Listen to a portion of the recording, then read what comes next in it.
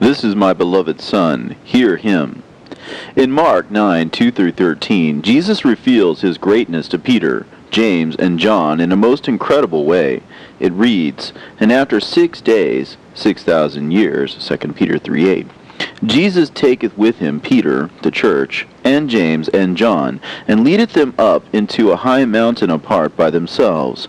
And he was transformed before them, and his raiment became shining, exceeding white as snow, so no fuller on earth can white them."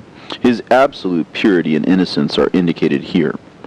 "And there appeared unto them Elias with Moses, and they were talking with Jesus," about his departure from Jerusalem. See Luke 9:31. It will become clear as we move along that Moses represents the Old Testament here, while Jesus represents the New Testament, and Elijah the apocryphal books. Correspondingly, since Peter represents the church, he is the natural counterpart to Jesus, or the New Testament. Moses, therefore, would correspond to the Jews, and Elijah to the elect. We should keep in mind that Jesus referred to John the Baptist as Elijah in Matthew 17:11-13, but he also says that he will come and restore all things. There will be, therefore, another person who will function as Elijah, making the way straight for his second coming.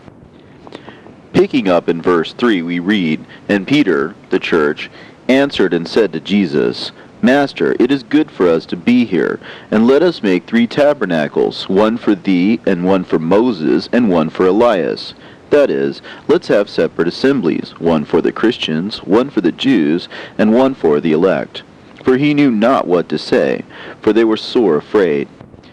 And there was a cloud that overshadowed them, and a voice came out of the cloud, saying, "This is my beloved Son, hear him." And suddenly, when they had looked around about, they saw no man any more, save Jesus only with themselves. The fact that Moses and Elijah disappear and only Jesus remains indicates that there are no divisions between these books, but that Jesus, who is the Word, is indeed all 3, and therefore transcendent of time and space, since we can plainly see that he would have to be in order to have testified this of himself so far in advance. And as they came down from the mountain, he charged them that they should tell no man what things they had seen, till the Son of Man were risen from the dead. No man will be able to give this interpretation until the word of life rises above the carnal understanding of the Scriptures. And they kept saying with themselves, questioning with one another what this rising from the dead should mean.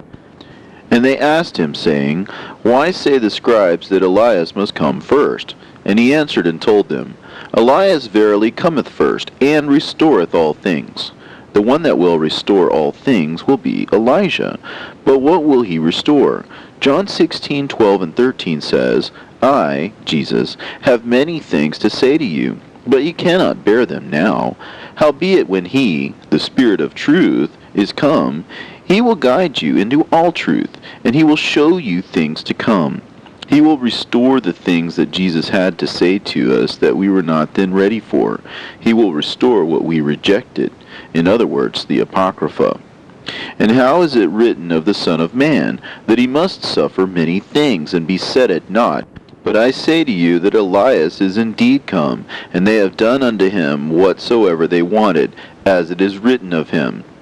In other words, if Elijah represents the restoration of the Word today, he also represented it then. So by cutting off his head for reproving wickedness in high places, we understand that the Scriptures that were cut off then were cut off because he had the power to restore all things to God.